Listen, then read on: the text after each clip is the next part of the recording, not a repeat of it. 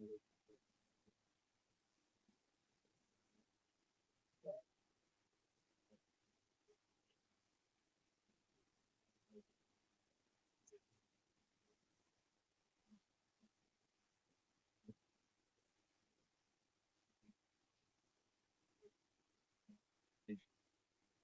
साथियों, welcome to गुरुवानी agriculture institute. आज के इस वीडियो में अपन बात करने वाले हैं एग्रीकल्चर इंजीनियरिंग के 2 to 1 वाली सब्जेक्ट, यानी कि अपन बात करेंगे आज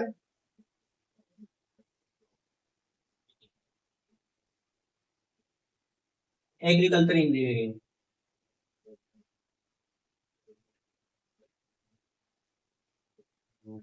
renewable energy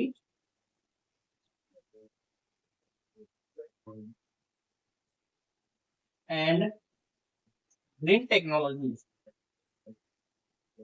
green technology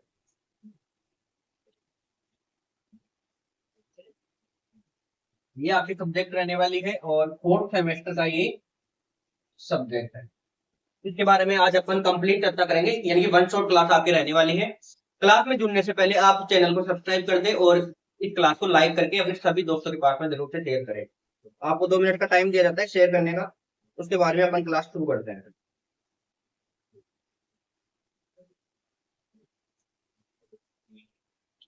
class को शेयर कर दो जल्दी, और उसके बाद में अपन क्लास को शुरू करते हैं। 1 by 1 टॉपिक अपन लेकर चलेंगे और उसी के साथ साथ आगे नेक्स्ट अपन बढ़ते रहेंगे। पीडीएफ से पढ़ाऊंगा मैं आपको, और वॉइस प्रॉपर आ रही है क्या?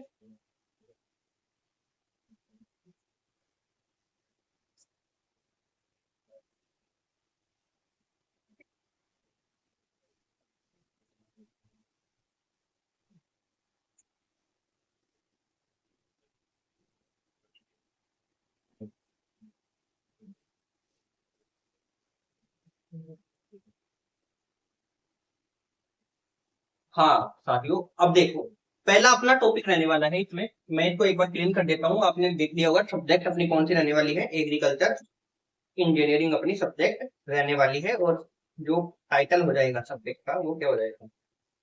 टाइटल आपके हो जाएगा renewable energy and green technology, यानी कि ऐसी एनर्जी जिनको अपन रिन्यू कर सकते हैं, ऐसी एनर्जी जिसको अपन रिन्यू कर सकते हैं। और अपन ग्रीन टेक्नोलॉजी, ग्रीन टेक्नोलॉजी का मतलब क्या होता है? ग्रीन टेक्नोलॉजी का मतलब कहीं ना कहीं होता है कि जो अपन नेचुरल जो बायोमास यूज करते हैं, बायो फ्यूल यूज करते हैं, जिसको अपन किससे बनाते हैं, जैविक ईंधनों से बनाते हैं, या अपन जैविक अपशिष्ट कचरा हो गया उनके द्वारा अपन तैयार करते हैं इसे।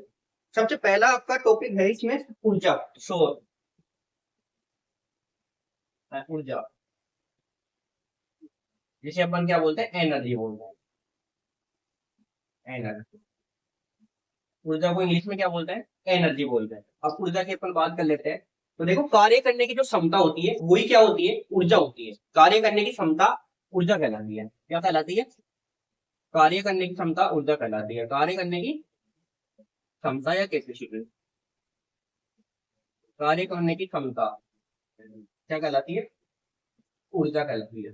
इंग्लिश वालों के लिए है energy refer to the capacity to do work of agent. मतलब एनर्जी जो है वो कार्य को बदलने की क्षमता या उसको करने की क्षमता कहलाती है। नेक्स्ट है ऊर्जा विभिन्न रूपों में पाई जाती है। देखिए ये है टाइप, ऊर्जा के कौन कौन से टाइप होते हैं। टाइप की अपन बात कर ले तो ऊर्जा विभिन्न प्रकार की होती है, अलग अलग प्रकार की होती है। जैसे तापीय ऊर्जा हो गई, और रासायनिक ऊर्जा हो गई, विद्युत ऊर्जा हो गई। तापीय ऊर्जा, रासायनिक ऊर्जा, और विद्युत ऊर्जा, यांत्रिक ऊर्जा, विद्युत ऊर्जा, यांत्रिक ऊर्जा, परमाणु ऊर्जा। ये नाम आपने कहीं ना कहीं सुने होंगे। परमाणु ऊर्जा, नाभिकीय ऊर्जा। मतलब अपन कह सकते हैं कि जो ऊर्जा है उसके बहुत सारे अनेक रूप होते हैं।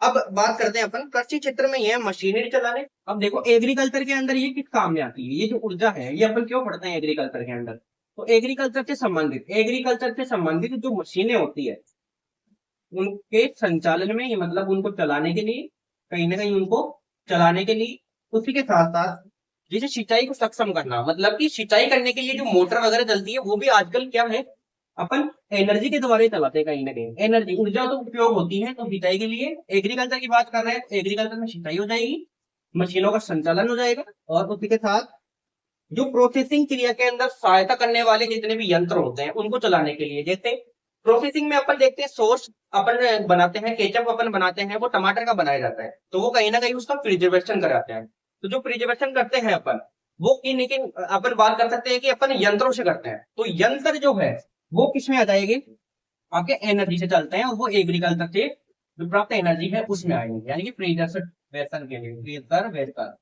प्रसंस्करण, प्रिजर्वेशन के लिए उपयोगी यंत्र इसमें सम्मिलित हो जाएंगे। और कटाई के लिए, गहाई के लिए, कटाई और गहाई आपने देखा होगा आजकल जो अपन फसल काटते हैं उस फसल को काटने के लिए भी अलग अलग प्रकार की मशीनें आ चुकी है।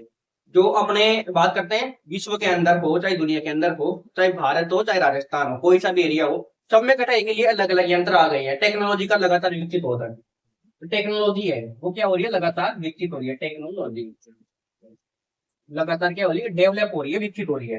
तो कहीं ना कहीं जो अपन कटाई के लिए उपयोगी यंत्र लेते हैं, वो यंत्र के अंदर अपन कौन सी ऊर्जा देते हैं, चाहे वो यांत्रिक ऊर्जा हो चाहे रासायनिक ऊर्जा हो, कोई सी भी ऊर्जा हो, लेकिन वो सोर्स किसका होता है बेटा, एनर्जी का होता है। किसका होता है साथियों, एनर्जी का होता है। अब देखो नेक्स्ट इसमें दे रखा है ऊर्जा के स्रोत। अब अपन बात करते हैं ऊर्जा के स्रोत के बारे में। ऊर्जा के स्रोत कौन कौन से होने वाले हैं ऊर्जा, उसकी अपन बात करते हैं। वन बाई वन अपन चल रहे हैं। देखो वापस से बोलता हूँ, मैं आपको वापस से बताता हूँ। 2 मिनट का वेट करना, मार्कर नहीं कर रहा, मार्कर लेके आते हैं आपके 2 मिनट का आप वेट करना।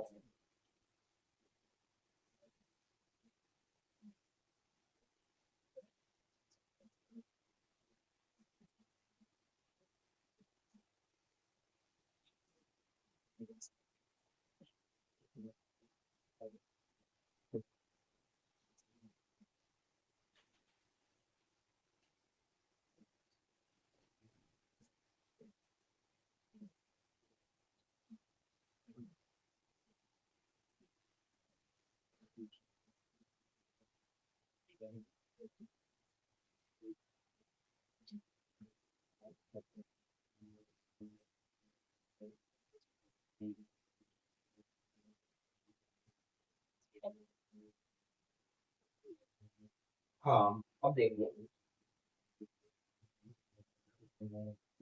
अब अपन बात करते हैं ऊर्जा के स्रोत, यानी कि ऊर्जा के सोर्सेज।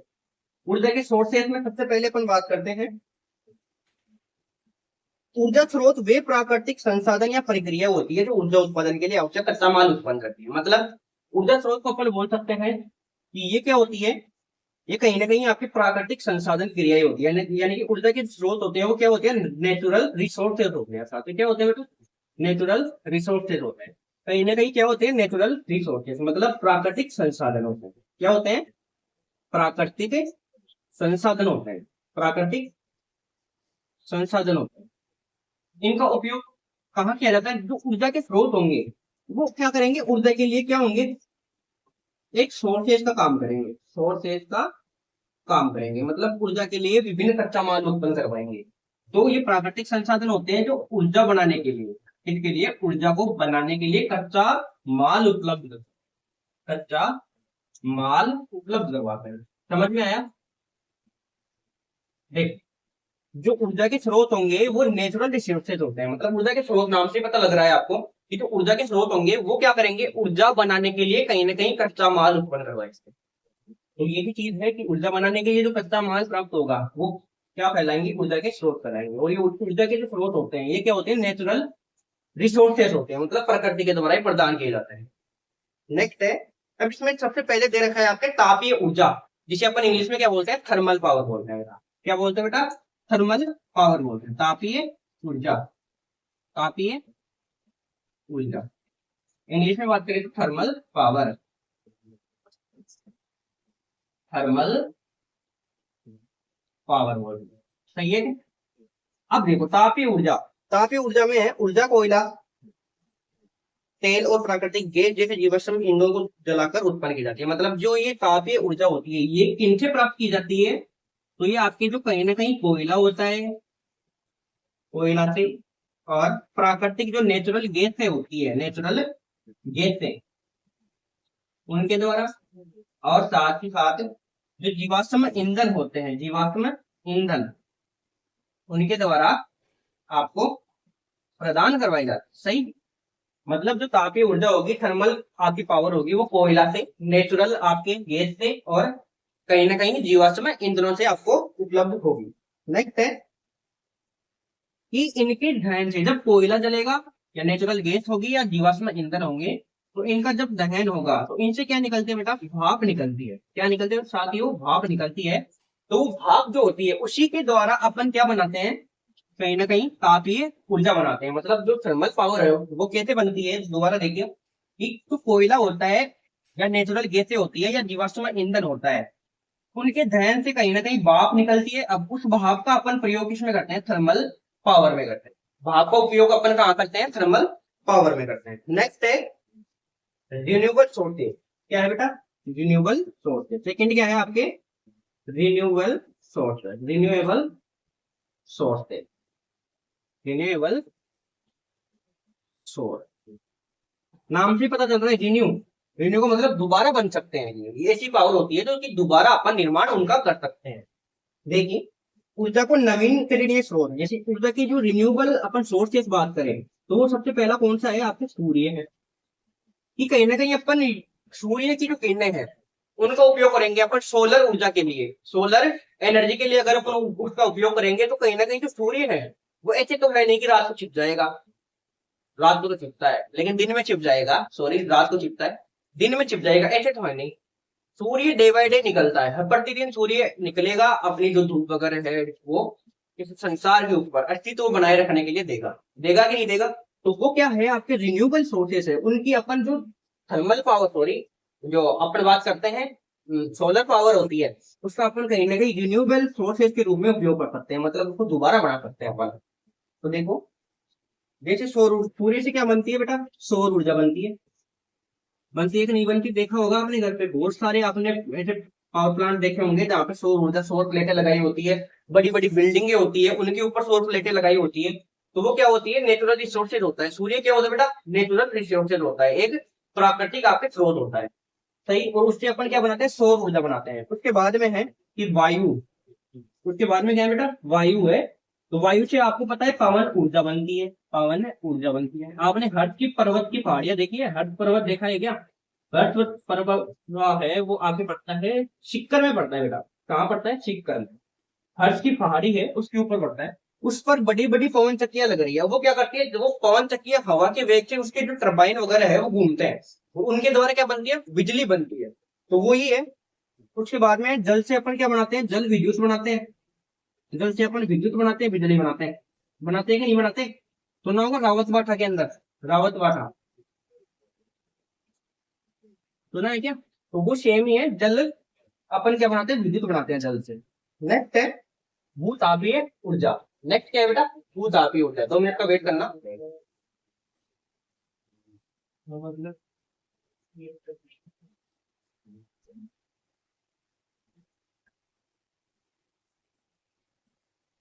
तो कहीं ना कहीं अपन थे कि जल से अपन क्या बनाते हैं, विद्युत बनाते हैं। और आपने रावत बाठा के अंदर जो पावर प्लांट है वो देखा होगा, रावत बाठा के अंदर एक पावर प्लांट है, उसके अंदर अपन जल से क्या बनाते हैं बेटा, विद्युत बनाते हैं। क्या बनाते हैं, बिजली बनाते हैं। नेक्स्ट है इसके अंदर भूतापीय ऊर्जा। भूतापीय ऊर्जा, भूतापीय ऊर्जा से अपन क्या बनाते हैं, अपन बनाते हैं कहीं ना कहीं इसमें एनर्जी बनती है, भूतापीय ऊर्जा। तो ये आपकी क्या हो जाएगी, रिन्यूएबल सोर्सेस हो जाएंगे, जिसमें सबसे मेन एग्जांपल जो हो जाएगा वो हो जाएगा आपकी सूर्य। जो प्रकाश होता है वो सबसे मेन एग्जांपल है। नेक्स्ट है नाभिकीय ऊर्जा। इससे पहले इसको क्लीन करते हैं।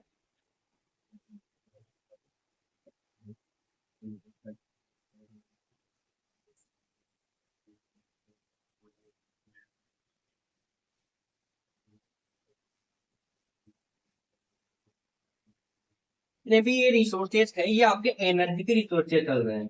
ऊर्जा के जो स्रोत होते हैं वो अनेक प्रकार की ऊर्जा होती है, उनके स्रोत भी अनेक प्रकार के होंगे। अब बात करते हैं अपन नाभिकीय ऊर्जा, किसकी बात करते हैं, नाभिकीय ऊर्जा। नाभिकीय ऊर्जा इंग्लिश में बात करें तो इंग्लिश में हो जाएगा न्यूक्लियर पावर, न्यूक्लियर पावर। अब देखो इसमें दे रखा है कि नाभिकीय अभिक्रियाओं के माध्यम से ऊर्जा उत्पन्न की जाती है जिसमें परमाणु के नाभिक को विभाजित किया जाता है या संयोजित किया जाता है। देखो कहना क्या चाह रहा है कि जो नाभिकीय अपन बात करते हैं अभिक्रिया, नाभिकीय अभिक्रिया इंग्लिश में बात करें तो न्यूक्लियर रिएक्शन। अब जब नाभिकीय अभिक्रिया होगी तो कहीं ना कहीं क्या बनेगी, एनर्जी बनेगी। अब वो किस प्रकार बनेगी, नाभिकीय अभिक्रिया का विशेषता अपन प्रयोग करते हैं कोई भी जो यौगिक होता है, जैसे नाभिक हो गया, उस नाभिक को जोड़ने के लिए और उसे तोड़ने के लिए, जोड़ने के लिए प्लस उसे तोड़ने के लिए। अब मान लीजिए कोई नाभिक है, उसको अपन ने तोड़ लिया। अब तोड़ने के बाद में क्या होगा साथियों, एक छोटा कण बनेगा, लास्ट में क्या बनेगा, छोटा कण बनेगा। तो इसमें तोड़ने के लिए जो एनर्जी चाहिए वो तो कहां से मिल रही है, एनर्जी रिसोर्सेस तो मिल रही है कहीं ना कहीं कहां से मिल रही है, आपकी एनर्जी रिसोर्सेस। तो ये चीज है कि नाभिकीय अभिक्रियाओं के माध्यम से जो ऊर्जा उत्पन्न की जाती है, जैसे अपन ये कण को तोड़ेंगे, नाभिक को तोड़ेंगे, आपको पता है न्यूक्लियस के अंदर जो मतलब एनर्जी होती है वो कितनी होती है, सबसे ज्यादा न्यूक्लियर के अंदर ही होती है। तो कण टूटेगा, उस कण के अंदर कितनी एनर्जी होगी, तो वो है आपके nuclear energy, nuclear power. Next है रासायनिक अभिक्रिया। क्या है, रासायनिक अभिक्रिया, इंग्लिश में केमिकल पावर, केमिकल पावर। देखो ये किससे उत्पन्न की जाती है, सबसे पहले है रासायनिक अभिक्रियाओं के माध्यम से उत्पन्न की जाती है। रासायनिक अभिक्रियाओं जो लैब वगैरह होती है उनके अंदर ये सारी चीजें की जाती है, ये सारी चीजें कहीं ना कहीं कहाँ की जाती है, लैब के अंदर की जाती है। तो शुद्ध रासायनिक अभिक्रिया होगी बेटा, वो रासायनिक अभिक्रिया किसका निर्माण करेगी, केमिकल पावर का निर्माण करेगी। आपको कहीं ना कहीं किसका निर्माण करेगी बेटा, केमिकल पावर का निर्माण करेगी। नेक्स्ट है कि जैसे जल विद्युत संयंत्रों में टर्बाइनों की गति या पवन टर्बाइनों को घुमाना, जैसे अपन बात करे थे अभी थोड़ी देर पहले, जल विद्युत एनर्जी, जल विद्युत एनर्जी के अंदर जो टर्बाइन लगे होते हैं बड़े बड़े, उनको घुमाने के लिए कौन सी एनर्जी आपके काम में आती है बेटा, तो वो है आपकी chemical energy, chemical energy. Next है क्लासिफिकेशन ऑफ एनर्जी, मतलब जो आपके ऊर्जा है उसका अपन क्लासिफिकेशन अब पढ़ने वाले हैं, उसका वर्गीकरण अपन कहीं ना कहीं पढ़ने वाले हैं। इसको प्रिंट करते हैं। ऊर्जा का क्लासिफिकेशन अपन पढ़ेंगे कि जो ऊर्जा है उसको अपन किस प्रकार से डिवाइड कर सकते हैं, किस प्रकार से विभाजित उसको कर सकते हैं अलग अलग प्रकारों के अंदर। तो अपन जो डिवाइड करेंगे बेटा वो करेंगे अपन 4 भागों में डिवाइड करेंगे। तो फिर क्या हो जाएगा अपना ऊर्जा का वर्गीकरण, ऊर्जा का वर्गीकरण। इंग्लिश में बात करें तो classification of energy, classification of energy, classification of energy, सही। अब देखो इसे अपन कुल मिलाकर कितने भागों में डिवाइड करेंगे बेटा, 4 भागों में डिवाइड। 4 भाग कौन कौन से हैं, पहला है उपयोगिता के आधार पर, यूजेबिलिटी के आधार पर, किसके आधार पर बेटा, यूजेबिलिटी के आधार पर, उपयोगिता के आधार पर, उपयोगिता के आधार पर। सेकंड हो जाएगा, सेकंड है लेन देन के आधार पर, लेन देन के आधार पर, जिसे अपन बात करते हैं ट्रांसैक्शन, इंग्लिश में क्या बोलते हैं बेटा, ट्रांसैक्शन, ट्रांसैक्शन। ये पीडीएफ आपको वीडियो के डिस्क्रिप्शन बॉक्स में देखने को मिलेगी, वहां से आप डायरेक्ट डाउनलोड कर सकते हो। नेक्स्ट है ऊर्जा भंडारण और उत्पादन के आधार पर, किसके आधार पर बेटा, ऊर्जा भंडारण, ऊर्जा भंडारण एवं उत्पादन के आधार पर। ये पॉइंट आपको याद रखना है। फोर्थ नंबर पे है, फोर्थ नंबर पे आपकी हो जाएगी बेटा पारंपरिक उपयोग के आधार पर, पारंपरिक उपयोग के आधार पर, पारंपरिक उपयोग के आधार। अब अपन 1 बाई 1 अपन सभी की चर्चा कर लेते हैं यहीं। पॉइंट के अंदर ही अपन चर्चा कर लेते हैं, इतना ही सब कुछ दे रखा है, उसके बारे में अपन वन बाय वन चर्चा कर लेते हैं। देखो, प्राथमिक उपयोगिता के आधार पर आपको दो प्रकार से डिवाइड करना है इसको, प्राथमिक उपयोगिता वाले को। पहला क्या हो जाएगा, एक होता है आपके प्राइमरी एनर्जी सोर्सेज, मतलब प्राथमिक ऊर्जा के स्रोत, प्राथमिक ऊर्जा के स्रोत। दूसरा होता है द्वितीयक ऊर्जा के स्रोत, सेकेंडरी एनर्जी रिसोर्स है, सेकेंडरी, या हिंदी में बात करें तो अपन द्वितीयक एनर्जी या ऊर्जा स्रोत। अब बात करते हैं अपन लेन देन के आधार पर। लेन देन के आधार पर क्या है बेटा, वाणिज्यिक। अपन लेन देन किसमें करते हैं, कॉमर्शियल तरीके से करते हैं। जैसे कोई बिजनेसमैन है, वो लेन देन करेगा किसी भी एनर्जी को। जैसे मैं बात करूं लेन देन के हिसाब से, बाजार के अंदर आपने देखा होगा, आप कभी ना कहीं, जैसे मानो आपकी गैस की टंकी खाली हो जाती है, तो आप गैस भरवाने जाते हो। वो गैस भी क्या है बेटा, एक एनर्जी है। गैस भी क्या है, एक एनर्जी है, जो खाना पकाने के अंदर अपन काम में लेते हैं। तो वो आप कहां से लेके आते हो, बाजार से लेके आते हो, तो वो क्या हो गया, आपके कॉमर्शियल के अंतर्गत आ गया। सही। तो सेकंड है वाणिज्यिक ऊर्जा स्रोत। वन बाई वन अपन बहुत ही इजी लैंग्वेज के अंदर अपन चर्चा करने वाले हैं, और आपको समझ में भी इजी आया जाएगा। वाणिज्यिक ऊर्जा स्रोत, कॉमर्शियल बोलते हैं इंग्लिश में। सेकंड नंबर पे है गैर वाणिज्यिक, नॉन कॉमर्शियल। नॉन कॉमर्शियल बेटा नाम से ही आपको पता लग रहा होगा, आधा तो आपको नाम से ही पता लग जाएगा, आधा क्लास के। तीन नंबर पे है ऊर्जा भंडारण और उत्पादन के आधार पर। ऊर्जा का भंडारण करेंगे अपन, स्टोरेज करेंगे, और उसका उत्पादन, प्रोडक्शन करेंगे। उसके आधार पर अपन बात कर लेते हैं। एक है रिन्यूएबल एनर्जी। इसमें क्या है बेटा, रिन्यूएबल एनर्जी। ऊर्जा को उत्पादन करें तो कहीं ना कहीं ऊर्जा कब बनेगी, जब रिन्यू होगी, मतलब एक बार उपयोग में ले लिया वापस से बनेगी। उसी के आधार पर तो ऊर्जा का क्या होगा बेटा, निर्माण होगा। तो रिन्यूएबल एनर्जी, रिन्यूएबल एनर्जी। एक हो जाएगी आपके नॉन रिन्यूएबल एनर्जी। बहुत ही इजी आपको क्लासिफिकेशन समझा रहा हूं। देखो, एक बार मैं इनको सारों को लिख देता हूं, उसके बाद में वन बाय वन अपन अच्छी तरीके से सभी की चर्चा करने वाले हैं। सभी को वन बाय वन अपन देखने वाले हैं। लास्ट में कौन सा रहेगा बेटा, पारंपरिक उपयोग के आधार पर। इसमें आपको परंपरागत एक तो स्रोत याद रखना है। कौन सा रखना है बेटा, परंपरागत। परंपरागत दिख रहा है आपको, परंपरागत। और दूसरा गैर परंपरागत, कि एक परंपरागत आ गया तो दूसरा क्या हो जाएगा, गैर परंपरागत। अब अपन वन बाय वन सभी की चर्चा कर लेते हैं। दोबारा आपको समझना है, अपन ने ऊर्जा का वर्गीकरण कितने भागों में किया बेटा, चार भागों में किया।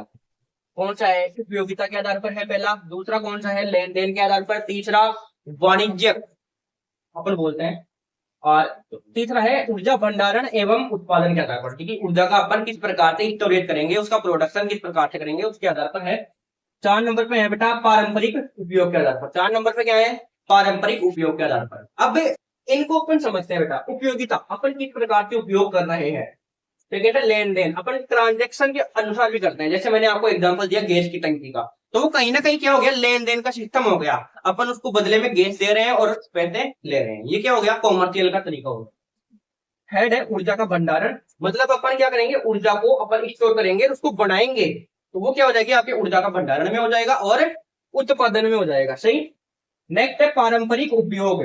अपन कुछ कुछ परंपराएं ऐसी होती है जिनके अनुसार अपन एनर्जी का उपयोग करते हैं। जैसे अपने अपन बात करें कि परदाता वगैरह है, वो एनर्जी का कहीं ना कहीं उपयोग करते थे। जैसे उन्होंने पत्थर जला के और एनर्जी का निर्माण किया, किया कि नहीं किया, जो अपने पूर्वज थे उन्होंने किया कि नहीं किया, तो वो परंपरा के अंतर्गत आते हैं। उन्हीं के अनुसार अगर कोई जैसे आदिवासी है, अब आदिवासी एरिया, ट्राइबल एरिया के अंदर जो आते हैं, वो ट्राइबल एरिया वाले क्या करते बेटा, कहीं ना कहीं उनके पास गैस स्टोव तो वो साथ में लेके चलते नहीं है, तो वो कहीं ना कहीं क्या करते हैं, दो पत्थर लेते हैं, दोनों पत्थरों की वजह से आग लगा देते हैं, मतलब खाना पकाने के लिए आग जला देते हैं वो। सही है कि नहीं है। तो वो क्या है, आपके परंपरा के अनुसार चलने वाले या परंपरागत उपयोगी आपके एनर्जी का वर्गीकरण है, क्लासिफिकेशन ऑफ एनर्जी। अब अपन बात करते हैं उपयोगिता के आधार पर। उपयोगिता के आधार पर अपन ने दो भागों से इसको डिवाइड किया है। पहला है प्राथमिक ऊर्जा के स्रोत और दूसरा सेकेंडरी ऊर्जा के स्रोत। अब अपन बात करते हैं बेटा प्राथमिक ऊर्जा के स्रोत क्या होते हैं। प्राथमिक ऊर्जा के स्रोत क्या होते हैं, देखो, प्राथमिक ऊर्जा स्रोत, प्राथमिक ऊर्जा के स्रोत वे स्रोत होते हैं जो सीधे आपको प्रकृति से प्राप्त होते हैं। किसके द्वारा प्राप्त होंगे बेटा, प्रकृति से प्राप्त होंगे। कहीं ना कहीं कहां से प्राप्त होंगे, आपको प्रकृति के द्वारा प्राप्त होंगे। कहां से प्राप्त होंगे बेटा, प्रकृति के द्वारा आपको प्राप्त होंगे, प्रकृति के द्वारा आपको प्राप्त होंगे। और ये अपने मूल रूप में पाए जाते हैं। जब प्रकृति के अंदर ये प्राप्त होंगे आपको प्रकृति से, तो ये किस में होंगे बेटा? मूल रूप में होंगे, अपने खुद के स्वयं के मूल रूप में होंगे। किस में होंगे बेटा? मूल रूप में होंगे। कहीं ना कहीं कहाँ होंगे साथियों? मूल रूप में होंगे। सही। नेक्स्ट है कि इसमें जीवाश्म ईंधन जैसे कोयला हो गया, नाभिकीय ऊर्जा होगी, जैव ऊर्जा हो गई, ये सारी सम्मिलित होती है। ये सबसे मेन चीज तो ये याद रखनी है कि जो प्राकृतिक या प्राथमिक आपको ऊर्जा स्रोत है वो प्रकृति के द्वारा प्राप्त होंगे, अपने मूल रूप में होते हैं, जिसमें एग्जाम्पल आपको याद रखना है, कोयला हो गया, कुछ जीवाश्म एक हो गए, जीवाश्म ईंधन हो गए, जीवाश्म ईंधन। ये चीज आपको एग्जाम्पल के तौर पर याद रखना है।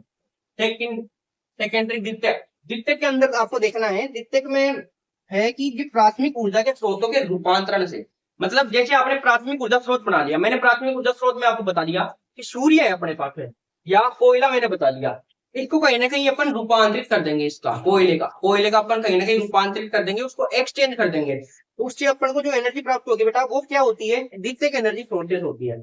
जैसे अपन बात करें इसके अंदर मूल रूप में कि तापीय ऊर्जा अपन को कहीं से प्राप्त हो रही है, उस तापीय ऊर्जा को अपन कहीं ना कहीं चेंज करके उसको और उसमें बिजली बना देते हैं उसकी, तो ये क्या हो गया? बिजली बनाना है उसका क्या हो गया? रूपांतरित रूप हो गया ना, उसको अपन रूपांतरित कर रहे हैं, रूप उसका चेंज कर रहे हैं, मतलब कर रहे हैं। तो रूपांतरण जब अपन करेंगे मूल या अपन बात करें प्राथमिक ऊर्जा स्रोतों का जब रूपांतरण करेंगे तो बेटा कौन सी एनर्जी प्राप्त होगी अपन को? सेकेंडरी या द्वितीयक एनर्जी प्राप्त होगी। तो ये कहीं ना कहीं किससे रिलेटेड है? प्राथमिक ऊर्जा स्रोतों के रूपांतरण। अब बात करते हैं अपन लेन देन या ट्रांजेक्शन के आधार पर। सबसे पहले है कॉमर्शियल एनर्जी, वाणिज्यिक ऊर्जा। वाणिज्यिक ऊर्जा की अपन बात कर लेते हैं। देखो सेम वही है कि वाणिज्यिक ऊर्जा वह ऊर्जा होती है जो बाजार में मौद्रिक लेन देन के माध्यम से प्राप्त की जाती है। सेम आपका गैस वाले जो टंकी का उदाहरण मैंने दिया था वो आ जाएगा कि कहीं ना कहीं ये किसमें उपलब्ध होगी? तो होती है आपके बाजार के अंदर उपलब्ध होती है बेटा। कहाँ होती है साथियों? बाजार के अंदर। उसके बाद में इसका उपयोग आप औद्योगिक के संचालन में, परिवहन में कर सकते हैं। जैसे आपने देखा होगा जो रिक्शे होते हैं, क्या होते हैं बेटा? रिक्शे होते हैं, रिक्शे, रिक्शे होते हैं, वो कुछ कुछ किससे चलते हैं? सीएनजी गैस से चल रहे हैं बेटा। तो वो सीएनजी गैस क्या होती है? वो बाजार के अंदर उपलब्ध होती है, बाजार के अंदर कहीं ना कहीं क्या होती है? उपलब्ध होती है। तो जो सीएनजी गैस है वो बाजार में उपलब्ध हो रही है, तो इसका मतलब किसमें हो गया? वो कॉमर्शियल का उदाहरण हो गया बेटा। किसका हो गया साथियों? कॉमर्शियल या वाणिज्यिक ऊर्जा का उदाहरण हो गया। उसके बाद में है इसमें आपको कोयला याद रखना है, तेल हो गई, कुछ गैसें हो गई, जैसे CNG gas, sorry LPG gas है, एलपीजी गैस है बेटा। एलपीजी गैस को अपन क्या बोलते हैं? अपन सिलेंडर के अंदर भरवाते हैं। एलपीजी गैस को अपन कहीं ना कहीं सिलेंडर के अंदर भी भरवाते हैं। उसका उपयोग अपने किसमें करते हैं? खाना बनाने में करते हैं। जो गैस है प्राकृतिक गैस, ये किसमें सम्मिलित होती है? ये आपके कॉमर्शियल वाले में आती है कि अपन इसको बेच सकते हैं।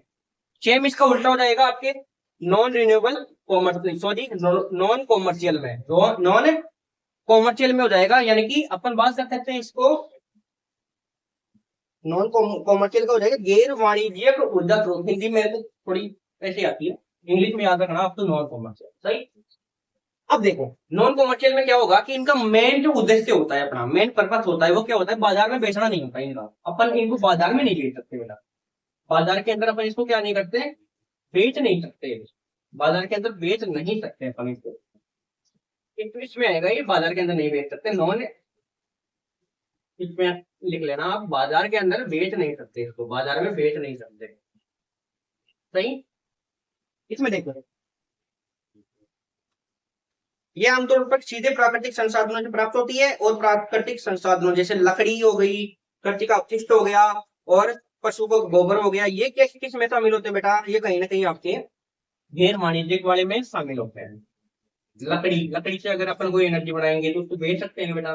नहीं बेच सकते। तो ये चीज किसमें आएंगी? आपके नॉन कॉमर्शियल वाले में आएगी, नॉन कॉमर्शियल वाले में आएगी।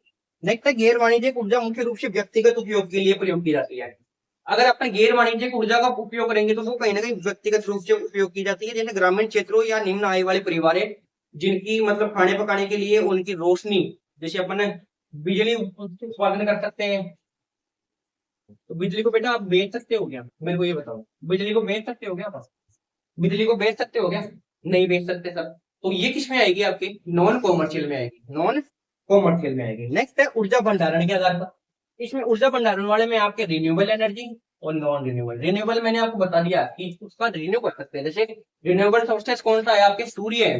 तो सूर्य की जो किरणें आती है उनके द्वारा अपन सोलर एनर्जी बनाएंगे, उसको डे बाई डे प्रतिदिन अपन क्या करते हैं, रिन्यू कर सकते हैं। तो इसमें देखो दो प्रकार से विभाजित किया गया है।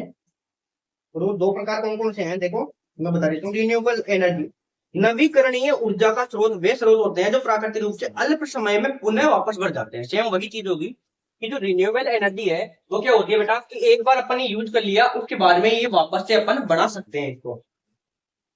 और ये न्यूनतम अपने हाथ की क्षमता रखते हैं। मतलब जब अपन दूसरा बना देंगे तो इसमें हाथ क्या होगा, न्यूनतम होगा भाई। कहीं ना कहीं अपन बात कर रहे हैं सूर्य की बात कर रहे हैं बेटा, किसकी बात कर रहे हैं, सूर्य की बात कर रहे हैं। तो अगर सूर्य से अपन ने सोलर एनर्जी प्राप्त की है, उस सोलर एनर्जी को अपन ने घरों के अंदर प्रयोग कर लिया लाइट जलाने के लिए, तो नेक्स्ट दूसरे दिन भी सूर्य निकलेगा कि नहीं निकलेगा बेटा, ये बताओ आप। सूर्य निकलेगा, कहीं ना कहीं निकलेगा सर। तो अब अपन इसका क्या करेंगे, दूसरे दिन भी यही सेम सोलर एनर्जी बना देंगे, घर के अंदर लाइटें लगा देंगे, क्या दिक्कत है। तो ये किस में आएगा बेटा, रिन्यूएबल एनर्जी में आएगा। नॉन रिन्यूएबल एनर्जी में देखना, नॉन रिन्यूएबल एनर्जी होती है उसमें कहीं ना कहीं अपन इसको रिन्यू नहीं कर सकते। जैसे मैं बात करूं, कोई गैस हो गई प्लस उसी के साथ पेट्रोल डीजल हो गया, पेट्रोल डीजल हो गया।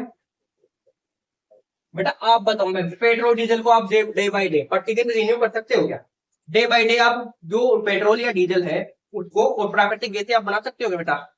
सर नहीं बना सकते अपन। क्यों? पेट्रोल डीजल को तैयार करने के अंदर लगभग आप मान के चलो टाइम बहुत लगता है, समय बहुत लगता है। वो समय इसमें दिया भी गया है आपको, मैं आपको पढ़ के बताता हूँ। देखो इसमें बताया गया है नॉन रिन्यूएबल में इसके विपरीत नॉन रिन्यूएबल एनर्जी स्रोत सीमित मात्रा में उपलब्ध होते हैं। आपको पता है पेट्रोल डीजल की भारत के अंदर हालांकि निर्यात करता है, कमी नहीं है मतलब, लेकिन इसमें कहीं ना कहीं अपन को ज्यादा कमी देखने को मिलती है। अपन इसका ज्यादा उपयोग नहीं कर सकते, भरपूर उपयोग कर सकते, पानी की तरह उपयोग कर सकते हो क्या बेटा? आप नहीं कर सकते सर।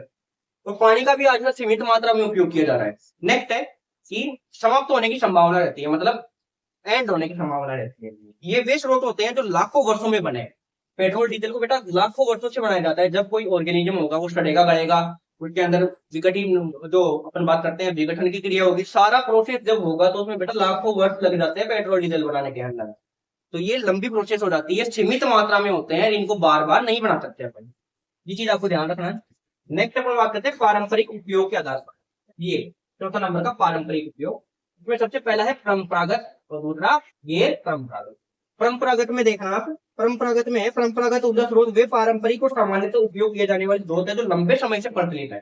सेम वही हो गया परंपरागत, मतलब लंबे समय से प्रचलन में है। जैसे मैंने आपको आदिवासी वाला एग्जांपल दिया था कि पहले के जो पूर्वज होते हैं वो बेटा क्या करते हैं कि जैसे कंकड़ है या पत्थर है, उन दोनों पत्थरों के बीच में रगड़ करवाते हैं, उससे जो चिंगारी उत्पन्न होती है उससे अपना खाना बनाने के लिए वो उपयोग करते हैं उससे। तो वो क्या है, परंपरा चलती आ रही है, पूर्वजों ने किया, अब कौन कर रहे हैं, आदिवासी लोग कर रहे हैं, कहीं ना कहीं कर रहे हैं ज्यादा। अगर कोई इसमें स्टूडेंट आदिवासी क्षेत्र से जुड़ा हुआ है तो वो बुरा न माने। और देखो आदिवासी जो होते हैं अलग अलग प्रकार के होते हैं, आपको पता है कैटेगरी के अंदर अलग अलग प्रकार के आदमी होते हैं, इंसान होते हैं। कहीं ना कहीं कोई ट्राइबल एरिया से है तो वो क्या करता है बेटा, ज्यादातर जो ट्राइबल एरिया के लोग होते हैं वो क्या करते हैं, अपना जो आश्रय स्थल है वो बाहर रखते हैं, मतलब जंगलों के अंदर नहीं रहता है। तो उनको जंगलों के अंदर वो ऐसे तो है नहीं कि गैस की टंकी को अपने पास में हाथ में उठा के ले गए कि चलो भाई अपन चल रहे हैं और वहीं अपन खाना बनाएंगे, गैस की टंकी है ही अपने पास, ऐसा नहीं करते बेटा। वो क्या करते हैं, या तो फलों को खाते हैं, अगर उनको कुछ खाना मिल जाता है तो वो पत्थर की रगड़ के सहायता से इस सारा काम हो जाता है। सही। नेक्स्ट है अपरंपरागत, मतलब नॉन कॉमर्शियल, गैर परंपरागत या अपरंपरागत। में देखो अपरंपरागत ऊर्जा स्रोत वे वैकल्पिक और उभरते हुए ऊर्जा स्रोत है तो तेजी से लोकप्रिय हो रहे हैं। जैसे उभरते हुए और तेजी से लोकप्रिय स्रोत आ जाएंगे। उभरते हुए जैसे वर्तमान में अगर कोई ज्यादा प्रचलन में है वो इसमें आ जाएंगे, उभरते प्लस लोकप्रिय ऊर्जा के स्रोत। एग्जाम्पल की बात करूं तो एग्जाम्पल में होगा बेटा, कहीं ना कहीं सौर ऊर्जा पे ज्यादा ध्यान दिया जा रहा है क्या बेटा, ये बताओ आप मुझे। सौर ऊर्जा, सोलर एनर्जी पे ज्यादा ध्यान दिया जा रहा है क्या बेटा, है साथियों? सोलर एनर्जी पे ज्यादा ध्यान दिया जा रहा है क्या, आपको पता है क्या? सोलर एनर्जी पे ज्यादा ध्यान दिया जा रहा है कहीं ना कहीं, किसर दिया जा रहा है, बिल्कुल दिया जा रहा है। नेक्स्ट है पवन ऊर्जा। पवन ऊर्जा पे ज्यादा ध्यान दिया जा रहा है, किसर दिया जा रहा है। आपने देखा होगा हटकी पर्वत की पहाड़ियां का मैंने एग्जांपल दिया है, आप एक बार वहां पे विजिट करके जरूर देखना, बहुत ही अच्छी जगह है। विजिट करके आप जरूर देखना, उसके अंदर आपको पता लगेगा बहुत बड़ी बड़ी आपको पवन चक्कियां मिलेगी। उस पवन चक्कियों के द्वारा क्या बनाई जाती है बेटा, बिजली बनाई जाती है। क्या बनाई जाती है साथियों, कहीं ना कहीं बिजली बनाई जाती है। नेक्स्ट है जल विद्युत ऊर्जा, भूताप ऊर्जा। अब अपन बात करते हैं कि ऊर्जा का कृषि क्षेत्र में क्या योगदान है। ऊर्जा का कृषि के क्षेत्र में क्या योगदान है, थोड़ी देर पहले आपने पढ़ा था क्या, याद हो आपको, दोबारा याद दिला दूं। आपने पढ़ा था कहीं ना कहीं मशीन को चलाने के लिए जो प्रोसेसिंग जो होती है मशीन को चलाने के लिए, 2 मिनट का वेट करना।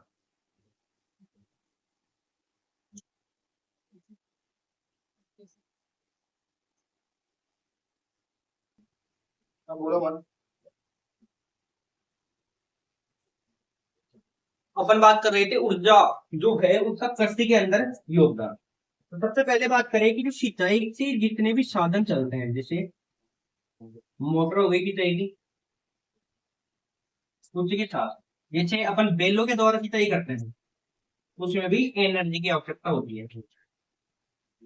तो जो एनर्जी है वो कहाँ से मिल रही है अपन को, चाहे वो मोटर हो चाहे बैल, उनके द्वारा मिल रही है। तो ये क्या हो गया, ऊर्जा का कृषि में योगदान हो गया।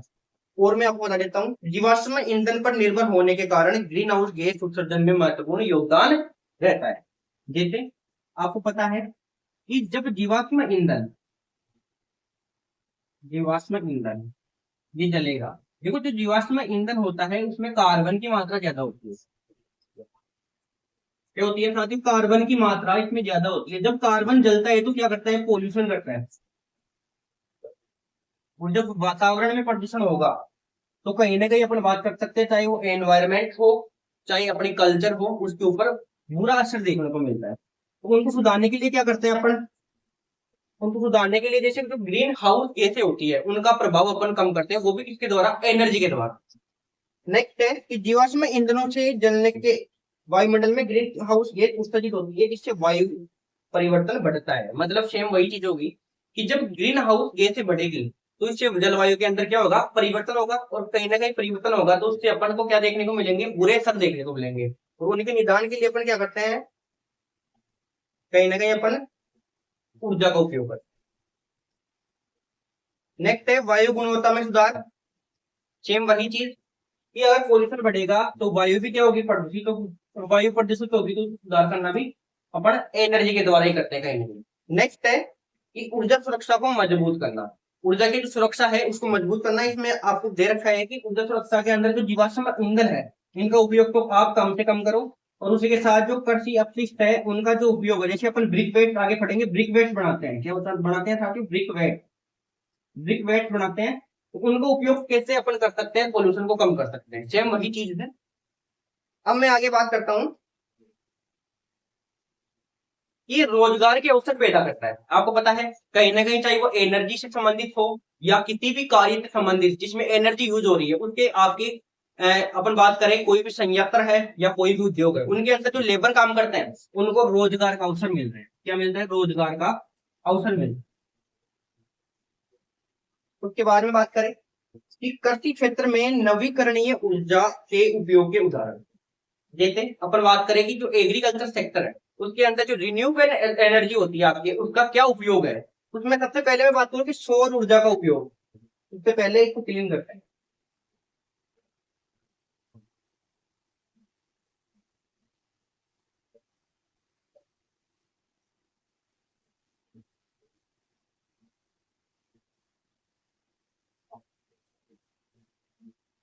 रिन्यूएबल एनर्जी है उसका एग्रीकल्चर में क्या उपयोग रहने वाला है, इसकी अपन बात करते हैं। 1 बाई 1 पॉइंट अपन चर्चा करेंगे। और इसमें सबसे पहले है आपका सौर ऊर्जा का प्रयोग। जो आपके सोलर एनर्जी होती है, सोलर एनर्जी, उसका क्या यूज होता है इसमें, रिन्यूएबल एनर्जी में। बट सबसे पहले तो अपन बात करें जो रिन्यूएबल एनर्जी है उसमें सबसे बेस्ट सोर्सेज किसे माना जाता है, सूर्य को माना जाता है। क्योंकि अपन इसको क्या कर सकते हैं, रिन्यू कर सकते हैं। जैसे एक दिन है आपके पास में, डे है, उसके अंदर अगर सनलाइट आपको मिलती है, प्रकाश की किरणें मिलती है, तो आप क्या बनाते हो, उससे सोलर एनर्जी बनाते हैं। सौर ऊर्जा बनाते हो कि नहीं बनाते, ये सब बनाते हैं बिल्कुल।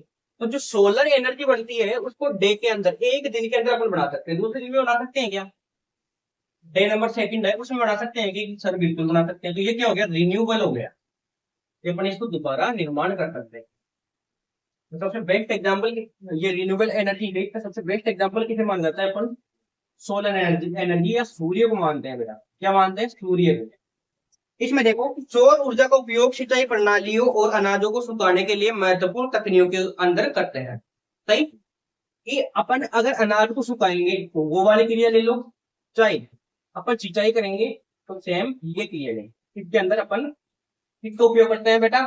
सोलर एनर्जी का उपयोग करते हैं। किसका उपयोग करते हैं साथियों? सोलर एनर्जी का। इसमें एग्जांपल्स दे रखे हैं, जैसे कैलिफोर्निया की जो सार्वजनिक वैली वाटर डिस्ट्रिक्ट ने सिंचाई पंपों पर सौर पैनल लगाए हैं। ये चीज आप ये कर सकते हैं। नेक्स्ट है पवन ऊर्जा का उपयोग। सेकंड क्या है? पवन ऊर्जा का उपयोग। पवन ऊर्जा को इंग्लिश में बोलते हैं अपन विंड एनर्जी।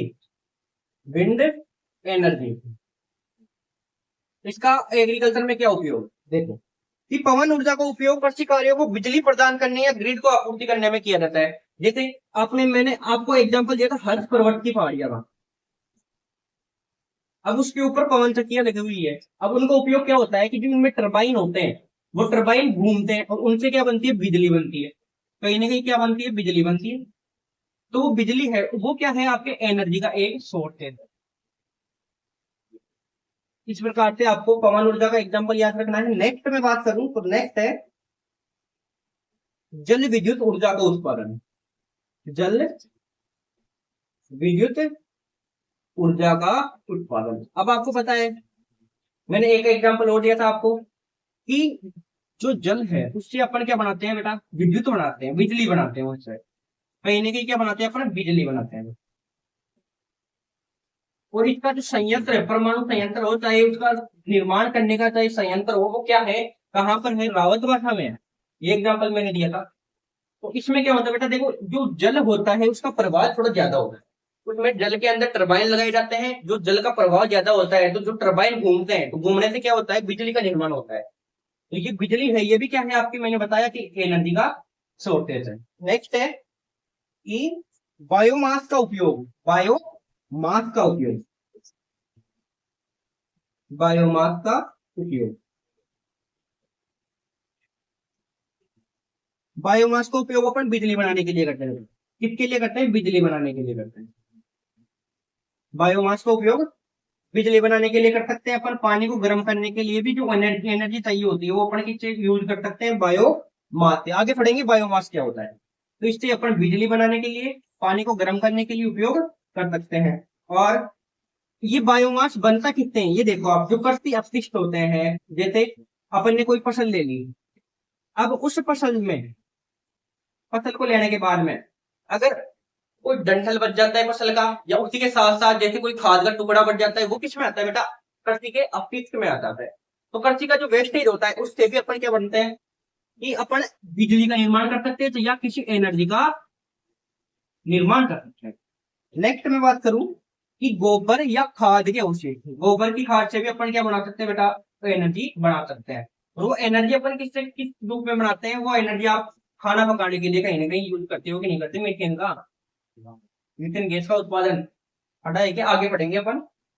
नेक्स्ट है बायोमास क्या होता है। अब आ गया आपके बायोमास। आपने बायोमास पढ़ा यहाँ पे कि बायोमास का उपयोग करते हैं। तो बायोमास क्या होता है? तो ये आप देखिएगा, बायोमास एक जैविक सामग्री होती है।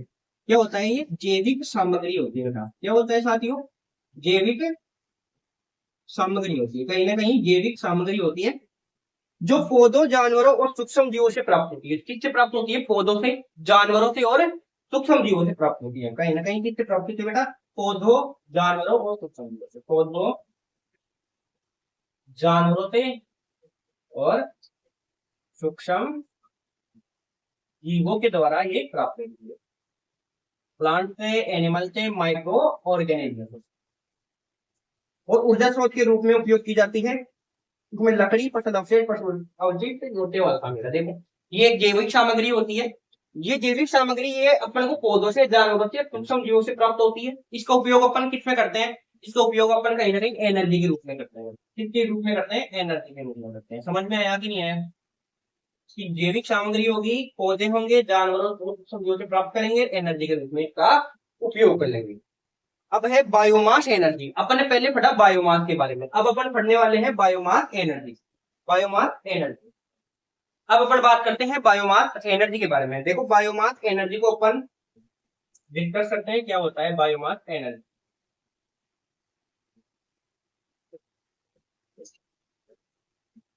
Biomass energy.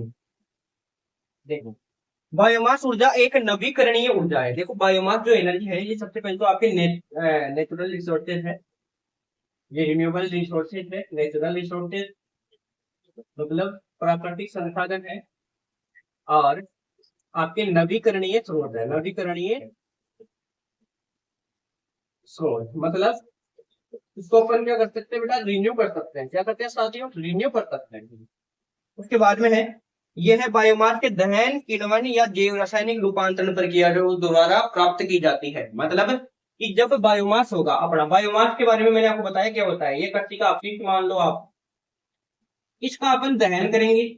मतलब इसमें कुल मिलाकर आपको क्या करना है, प्रोसेसिंग की क्रिया करनी है बेटा। किस क्या करनी है आपको, प्रोसेसिंग की क्रिया करनी है। इसमें दहन हो गया, किण्वन हो गया, और उसी के साथ साथ बेटा क्या हो गया, आपके संपीड़न की क्रिया हो गई। मान लो आप ब्रेकफास्ट बनाते हो तो संपीड़न की क्रिया करवाते हो, तो वो हो गई। तो नवीकरणीय ऊर्जा का स्रोत है, इसमें बायोमास को अपन दहन करवाते हैं, किण्वन करवाते हैं, संपीड़न करवाते हैं। मतलब बायोमास की प्रोसेसिंग की क्रिया ही क्या कहलाती है बेटा, बायोमास एनर्जी कहलाती है। मतलब बायोमास का जब अपन प्रोसेसिंग करेंगे तो उससे जो एनर्जी अपन को प्राप्त होगी वो क्या होगी, कहीं ना कहीं आपकी बायोमास एनर्जी के रूप में डिनोट अपन इसको करते हैं।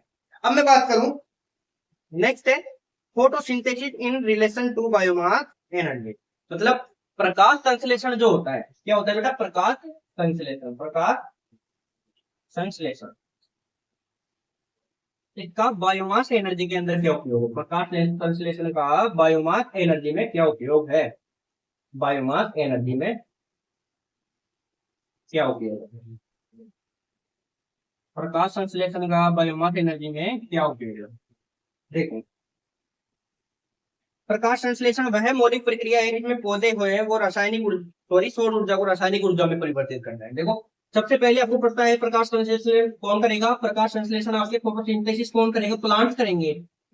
अब प्लांट्स करेंगे तो जो प्लांट होते हैं वो क्या करेंगे, सौर ऊर्जा, सूर्य से क्या लेंगे, प्रकाश लेंगे, धूप लेंगे सूर्य से, तो वो उसको क्या मिल रही है, सौर ऊर्जा मिल रही है। प्लांट्स को क्या मिल रही है, सौर ऊर्जा मिल रही है। अब ये सौर ऊर्जा को किसमें रूपांतरित करते हैं बेटा, रासायनिक ऊर्जा में परिवर्तित कर, किसमें करते हैं बेटा, रासायनिक ऊर्जा में करते हैं। कहीं ना कहीं किसमें करते हैं, केमिकल पावर में करते हैं। किसमें करते हैं साथ ही, केमिकल पावर में करते हैं। और इस केमिकल पावर को अपन बोल सकते हैं बायोमास बोल सकते हैं। क्या बोलते हैं साथियों, बायोमास बोल सकते हैं। मतलब कि प्रकाश संश्लेषण की क्रिया पौधों के अंदर संपन्न होती है। पौधे सौर ऊर्जा को रासायनिक ऊर्जा में कन्वर्ट करते हैं जिसे अपन बायोमास बोलते हैं। सही, इतना समझ में आया। अब नेक्स्ट अपन चलते हैं कि हरे पौधों के अंदर क्या पाया जाता है बेटा, क्लोरोफिल पाया जाता है जो कि प्रकाश संश्लेषण करता है। ये क्वेश्चन भी आपके न्यू टाइप में आ सकता है कि जो हरे पौधे होते हैं उनमें प्रकाश संश्लेषण के लिए जिम्मेदार वर्णक कौन सा है, तो राइट ऑप्शन क्या होगा आपका, क्लोरोफिल हो जाएगा। अब देखो इसमें जब ये क्लोरोफिल का निर्माण होता है तो पौधा क्या बनाता है, अपना भोजन क्यों बनाता है, किसकी वजह से, सूर्य की वजह से। सूर्य क्या है, नेचुरल रिसोर्सेज या रिन्यूएबल रिसोर्सेज। तो सूर्य से जो एनर्जी प्राप्त होगी वो क्या होगी, अपने को सौर ऊर्जा होगी। अब पौधा क्या करेगा, इस सौर ऊर्जा को रासायनिक ऊर्जा में बदलेगा, और वो किसके लिए, ओनली फॉर अपने भोजन के निर्माण के लिए। तो रासायनिक ऊर्जा में किस रूप में बदलेगा, ये ग्लूकोज के रूप में बदलेगा। तो ग्लूकोज क्या है बेटा, C6H12 में O2। अब कहीं ना कहीं पौधा इसको बदल दिया। अब पौधे के संपूर्ण भाग के अंदर, पौधा अपना भोजन स्वयं करता है तो पौधे के संपूर्ण भाग में ग्लूकोज की सप्लाई होती है। अब ग्लूकोज की सप्लाई हो गई तो इसमें ऐसे मान लो एक भी टहनी या पत्ती, एक भी टहनी प्लस पत्ती अगर टूट के गिर जाती है मृदा में, तो उस पत्ती में क्या था बेटा, ग्लूकोज था। कहीं ना कहीं क्या था, ग्लूकोज था। तो वो ग्लूकोज है वो उस पत्ती में आ गया, टहनी में आ गया। उस टहनी का अपन उस टहनी को बोल सकते हैं, फिर कृषि अपशिष्ट बोल रहे हैं, कृषि का कचरा बोल सकते हैं कि जब वो मिट्टी में गिरेगी तो कृषि का कचरा के रूप में गिरेगी। अब इसमें ये सूक्ष्म जीव वगैरह लगेंगे, सूक्ष्म जीव इसको खा लेंगे, और सूक्ष्म जीवों के खाने से फिर बाद में क्या होगी, अपन बात कर सकते हैं अगर सूक्ष्म जीव इसको नहीं खा पाता है तो अपन क्या करते हैं, उसको इकट्ठा करके और वही सेम ब्रिकवेट्स वाली जो प्रक्रिया है उससे अपन कहीं ना कहीं एनर्जी के रूप में यूज ले जाते हैं। जैसे अपन ने लकड़ियां उठाई डायरेक्ट और चूल्हे के अंदर उसका उपयोग अपन खाना पकाने के लिए कर दिए। तो ये क्या है, कहीं ना कहीं टहनी के द्वारा हुआ। टहनी में क्या है बेटा, ग्लूकोज था, और ग्लूकोज कहां से प्राप्त हुआ, अपन को फोटोसिंथेसिस के कारण ही प्राप्त हुआ। कि प्रकाश संश्लेषण दोबारा आप समझने की कोशिश करना, एक प्लांट है प्लांट्स क्या करते हैं, सूर्य के द्वारा अपना भोजन बनाते हैं। अब सूर्य से जो एनर्जी प्राप्त होगी उसको अपन सौर ऊर्जा बोलेंगे। सॉरी। अब देखो सौर ऊर्जा होगी वो रासायनिक ऊर्जा के अंदर पौधा कन्वर्ट करेगा, जिसे अपन बायोमास बोल रहे हैं। और ये रासायनिक ऊर्जा कौन सी होगी, आपकी ग्लूकोज होगी, जिसका सूत्र क्या होता है, C6H12O6। और ये ग्लूकोज किसमें पाई जाती है, पौधे के संपूर्ण भाग में जाएगी, क्योंकि पौधा भोजन करेगा संपूर्ण भाग में सप्लाई होगी। अब मान लीजिए कि पौधे की टहनी या पत्ती अगर मृदा के अंदर गिर जाती है तो उसका उपयोग अपन कहीं ना कहीं खाना बनाने के लिए कर लेते हैं, तो ये क्या हो गया, अपने एनर्जी के रूप में कार्य करने लग गया। सही।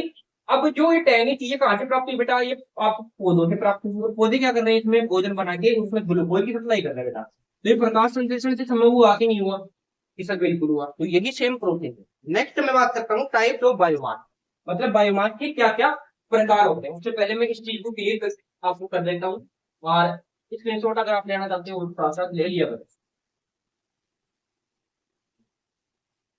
अब अपन बात करेंगे बायोमास के कितने प्रकार होते हैं, बायोमास के कौन कौन से प्रकार होते हैं उनके ऊपर चर्चा करेंगे। देखो, कृषि आधारित बायोमास को मुख्य क्षेत्रों और उनकी कृषि गतिविधियों के आधार पर अपन डिवाइड करते हैं। आपको नॉर्मली इतना ही याद रखना है कि जो बायोमास होता है उसको अपन कितने भागों में डिवाइड करते हैं, 4 भागों के अंदर उसको डिवाइड करते हैं। कितने भागों में डिवाइड करते हैं, अपन 4 भागों को डिवाइड करते हैं बायोमास को। बायोमास को आपको पता लग गया बायोमास क्या होता है, कृषि का अपशिष्ट। अब इसको 4 भागों में डिवाइड करते हैं। पहला है इसमें फसल का अवशेष आ जाएगा। पहला कौन सा रहेगा, फसल का अवशेष आ जाएगा। पहला कौन सा रहेगा, फसल अवशेष। सेकंड क्या आ जाएगा बेटा, ऊर्जा फसलें। ये कुछ फसलें ऐसी होती है जो कि क्या करती है, ऊर्जा का कार्य करती है। कुछ फसलें ऐसी होती है जो ऊर्जा का कार्य करती है। और थर्ड नंबर पे मैं बात करूं तो कृषि के औद्योगिक से संबंधित, तो कृषि औद्योगिक है आपके, कृषि का औद्योगिक, उससे संबंधित कोई अपशिष्ट हो गया, कृषि के उद्योग है उनसे कोई अपशिष्ट निकल गया। ऐसे ही मैं बात करूं पशु अपशिष्ट, पशुओं का गोबर हो गया, तो ये इनसे अपन बायोमास बढ़ा सकते हैं। फसलों के अवशेष, अब मैं बताऊं आपको फसलों का अवशेष किस प्रकार से। तो देखो बेटा, जो फसलों का अवशेष होता है उसी के द्वारा मेनली बायोमास का अपन उपयोग करते हैं, बायोमास अपन बनाते हैं। नेक्स्ट है कि ऊर्जा की फसलें, जैसे अपन ने ऊर्जा की कुछ फसलें लगा ली, जैसे गन्ना हो गया, मक्का हो गया या ज्वार हो गया, इनसे अपन को एनर्जी प्राप्त होती है। सही, क्योंकि कहीं ना कहीं इसका उपयोग अपन, जो गन्ना होता है उसका उपयोग अपन चीनी उत्पादन में करते हैं, और जो बाद में उसका जो कचरा बच जाता है उसका उपयोग अपन किसमें कर लेते हैं बेटा, एनर्जी रिसोर्सेज में कर लेते हैं। अब है कि कृषि औद्योगिक अपशिष्ट, जैसे कृषि के अंदर उद्योग होते हैं, जैसे मैंने बात की चीनी उद्योग की, तो चीनी उद्योग में गन्ने का उपयोग कर लिया अपन ने, उससे चीनी भी मिल रही है अपने को, जो बचा हुआ कचरा है उससे अपन को एनर्जी मिल रही है। नेक्स्ट है पशु अपशिष्ट, जैसे मीथेन गैस का उत्पादन अपन इसमें करते हैं, तो ये आपकी क्या हो जाएगी बेटा, बायोमास प्रोडक्शन हो जाएगा। नेक्स्ट है sources of biomass, sources of biomass, sorry.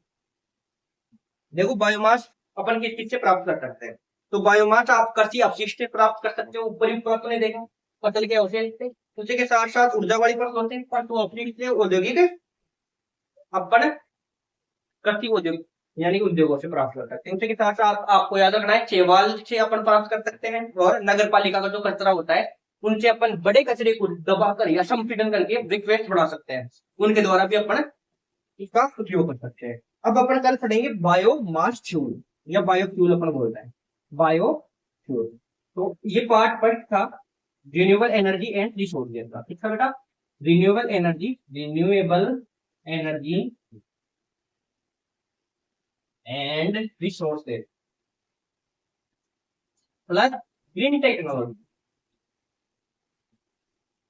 जो सब्जेक्ट आप पढ़ रहे हो ना फोर्थ सेमेस्टर का, इसका पार्ट फर्स्ट मैंने कंप्लीट करवा दिया। कल के वीडियो में अपन बात करेंगे, या कल की क्लास में अपन बात करेंगे बायो फ्यूल के बारे में, बायोफ्यूल के बारे में पर आप बात कर लेंगे, बायोमास जो प्लांट होते हैं उनकी बात कर लेंगे, ऐसे करके आपका सिलेबस कंप्लीट हो जाएगा। तो आपको करना क्या है, अब आपको इस क्लास को एंड तक देखनी है अच्छी तरीके से, और उसके बाद में जो भी डाउट रहता है आप कमेंट बॉक्स में मेरे को कमेंट करके बता सकते हो, कमेंट बॉक्स में कमेंट कीजिएगा। और उसी के साथ साथ आपको करना क्या है, वीडियो को लाइक करना है, सभी दोस्तों के पास में शेयर जरूर करें और उसी के साथ साथ चैनल को सब्सक्राइब करके लास्ट में प्यारा सा एक कमेंट जरूर करना है कि आपको क्लास कैसी लग रही है, कैसी क्या समझ में आ रही है। इतना सा आपको करना है। मिलते हैं नेक्स्ट वीडियो के साथ, तब तक के लिए अपना प्यार और सपोर्ट चैनल पर बनाए रखें। Thank you.